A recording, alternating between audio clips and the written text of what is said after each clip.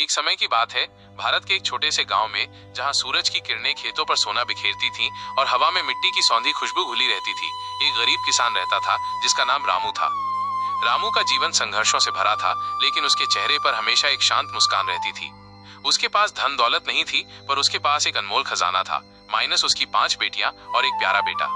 सबसे बड़ी बेटी थी राधा, जो शांत और समझदार थी। उसके बाद मीरा, जो चंचल और हंसमुख थी। तीसरी थी गीता, जो मेहनती और दृढ़ निश्चयी थी। चौथी थी लक्ष्मी, जो थोड़ी शर्मीली पर दयालु थी। और सबसे छोटी थी पार्वती, जो गांव की सबसे प्यारी और नटखट बच्ची थी। और फिर था उनका छोटा भाई मोहन, जो घर का इकलौता बेटा होने के कारण सबका दुलारा था। मोहन अपनी बहनों की आंखों का तारा था और वे सभी उसे बहुत प्यार करती थी। मोहन भी अपनी बहनों का पूरा सम्मान करता था और उन्हें अपनी मां मानता था। रामू अपनी बेटियों और बेटे से बेइंतहा प्यार करता था। वे ही उसकी दुनिया थी, उसकी जीने की वजह। हर सुबह जब सूरज की पहली किरण गांव को रोशन करती, रामू अपनी लाठी उठाता और अपनी पुरानी धोती समेटकर खेतों की ओर चल पड़ता। कभी वो दूसरों के खेतों में दिहाड़ी मजदूरी करता, कभी किसी साहूकार के यहाँ बोझ ढोता और कभी अपने छोटे से खेत में जी जान लगाकर काम करता। उसकी हर सांस, हर पसीना अपने बच्चों के उज्जवल भविष्य के लिए था। जब शाम ढलती और रामू थका हारा घर लौटता, तो उसके बच्चे दौड़कर उसके पास आते। पार्वती तो अक्सर उसकी गोद में ही चढ़ जाती और मोहन उसके कंधे से लगकर बैठ जाता। रामू की सारी थकान जैसे पल भर में गायब हो जाती। वे सब मिलकर खाना खाते, अक्सर रूखी सूखी रोटी और दाल, पर उनके चेहरों पर संतोष की चमक होती थी। रामू उन्हें कहानियां सुनाता, उनके सपनों को पंख देता। वो उन्हें शिक्षा का महत्व समझाता। बच्चों, विद्या ही तुम्हारा सच्चा धन है। अगर तुम पढ़ लिख गए तो तुम्हें किसी के आगे हाथ फैलाने की जरूरत नहीं पड़ेगी। गांव में अक्सर लोग रामू से कहते, रामू, तेरी तो 5-5 बेटियां हैं, इनकी शादी कैसे करेगा?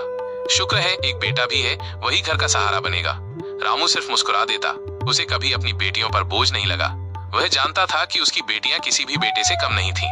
वे घर के कामों में हाथ बटाती, छोटे भाई का ख्याल रखती और हर मुश्किल में उसका साथ देती थीं। मोहन भी बचपन से ही अपनी बहनों को मेहनती और समझदार देखता था।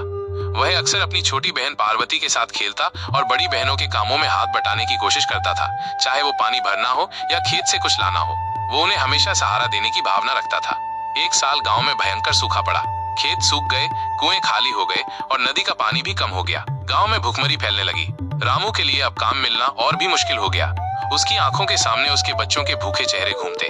रात को वो सो नहीं पाता, चिंता उसे खाए जा रही थी। एक दिन राधा, जो अब बड़ी हो चुकी थी, रामू के पास आई। उसकी आंखों में आंसू थे, पर आवाज में दृढ़ता थी। पिताजी, आप चिंता न करें, हम सब मिलकर काम करेंगे। मैं और मीरा गांव में दूसरों के घरों में मदद कर सकते हैं। गीता खेत में आपका हाथ बटाएगी और लक्ष्मी और पार्वती छोटी मोटी चीजें बेच सकती हैं। मोहन, जो ये सब सुन रहा था, दौड़कर रामू के पास आया। उसकी छोटी छोटी आंखों में भी चिंता थी, पर उसने हिम्मत दिखाते हुए कहा, पिताजी, मैं भी बड़ा हो गया हूँ। मैं भी आपके साथ खेत में जाऊंगा और अपनी बहनों की मदद करूंगा। रामू ने अपने बच्चों को गले लगा लिया। उसकी आंखों से खुशी और गर्व के आंसू बह निकले। उसे लगा जैसे उसके बच्चों ने उसे एक नई शक्ति दी है। और यही हुआ। राधा और मीरा ने गांव के धनी घरों में बर्तन माजे, कपड़े धोए। गीता और मोहन ने रामू के साथ सूखे खेतों में थोड़ी बहुत उम्मीद जगाने की कोशिश की। मोहन ने अपनी छोटी सी उम्र में भी मिट्टी खोदने और पानी ढोने में अपने पिता का पूरा साथ दिया। लक्ष्मी ने पास के जंगल से लकड़ी और पत्तियां बीनकर बाजार में बेची और छोटी पार्वती भी अपनी मीठी बोली से लोगों से कुछ खाने को मांग लाती। वे सब एक दूसरे का सहारा बनी। मोहन अपनी बहनों के लिए हमेशा सुरक्षा कवच बनने की कोशिश करता। अगर कोई उन पर हंसता या कुछ कहता, तो मोहन तुरंत अपनी बहनों के आगे खड़ा हो जाता। कई रातें उन्होंने सिर्फ पानी पीकर गुजारी। कई बार भूख से पेट में मरोड़ उठते, पर किसी ने शिकायत नहीं की। उनकी आंखों में एक दूसरे के लिए असीम प्यार और समर्पण था। इस मुश्किल घड़ी में भी रामू ने हार नहीं मानी। वो अपने बच्चों के साथ मिलकर हर चुनौती का सामना करता रहा। धीरे धीरे बारिश हुई, खेत फिर से हरे भरे होने लगे, गांव में रौनक लौटने लगी। रामू और उसके बच्चों की मेहनत रंग लाई। अब उनके पास थोड़ा बहुत अनाज था और काम भी मिलने लगा था।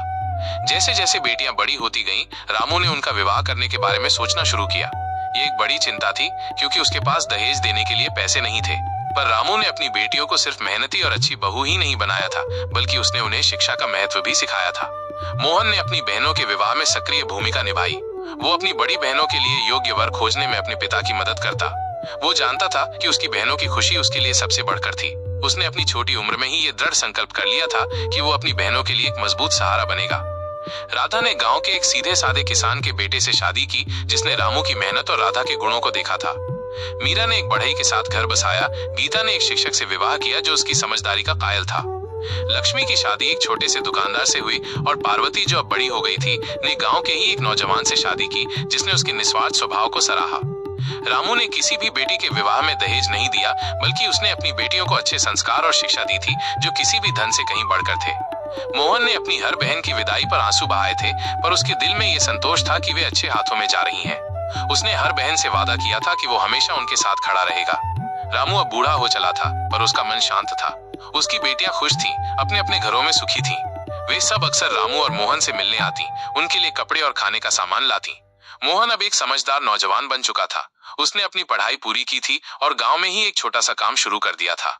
उसने अपने पिता का बोझ हल्का किया और घर की पूरी जिम्मेदारी अपने कंधों पर ले ली। रामू की कुटिया हमेशा हंसी खुशी से भरी रहती थी। एक शाम जब सूरज ढल रहा था और आसमान नारंगी रंग से भर गया था, रामू अपनी कुटिया के बाहर बैठा अपने बच्चों को अपने आसपास खेलते और बातें करते देख रहा था। उसकी आंखों में संतोष के आंसू थे। उसने कभी नहीं सोचा था कि एक गरीब किसान, जिसके पास सिर्फ संघर्ष थे, अपने बच्चों के लिए इतना कुछ कर पाएगा। उसे एहसास हुआ कि उसकी असली दौलत उसके बच्चे थे, माइनस उनका प्यार, उनकी हिम्मत और उनका साथ। उसने अपनी जिंदगी की सबसे बड़ी जीत हासिल कर ली थी। और उस दिन गांव वालों ने भी ये जाना कि धन दौलत से बड़ा होता है प्यार, त्याग और शिक्षा।